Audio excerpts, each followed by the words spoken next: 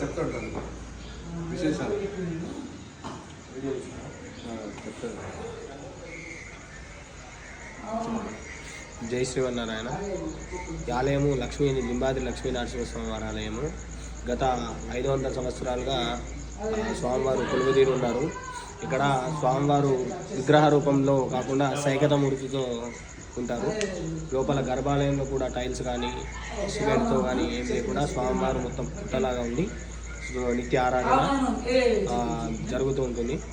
కాకపోతే అమావాస్య రోజు కానీ పౌర్ణమి రోజు కానీ స్వాతి నక్షత్రయుక్త ఆ రోజు స్వామివారికి తైలధారణ అభిషేకం కాకుండా తైలధారణ చేస్తూ ఉంటాము.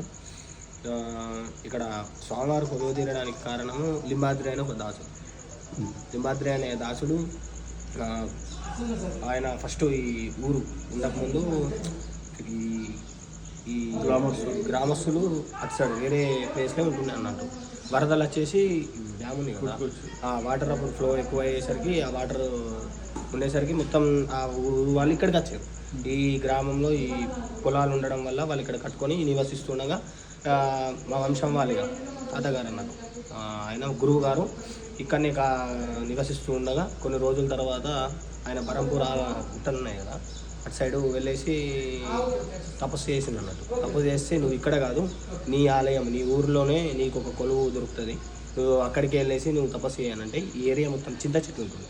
చింత చెట్లు ఉండగా ఆ చింత చెట్టు కింద కూర్చొని ధ్యానం చేసిండు కొన్ని వందల సంవత్సరాలుగా. కొన్ని ఆయన ఇక వయసు ఎక్కువ కాలం చేసే వయసు వచ్చేంత వరకు చేసిండు అన్నట్టు. చేసేసరికి లాస్ట్కు స్వామివారు ప్రత్యక్షమైన తర్వాత ఒక ఆమె ఇటు కాలువకి వెళ్తుంది, ఇటు డ్యామ్ ఉంది. ఆ కాలువకి వెళ్ళే సమయంలో ఆ స్వామివారు మెరుపుని చూసేసి ఆమె అక్కడ కాలం చేస్తుంది. స్వామివారి చేతుల వరకు ఆగిపోతాయి అన్నట్టు. అమ్మవారు లక్ష్మి స్వామివారి చేతులే వస్తాయి అన్నట్టు, మొత్తం రాలేదన్నట్టు. దాని కారణం ఇక ఆ రోజు నుంచి శివరాత్రి గ్రామస్తులు శివభక్తులు ఉన్నారు ఊరిలో. ఇక శివరాత్రి రోజు స్వామివారికి ప్రత్యేకంగా పూజలు చేస్తారు.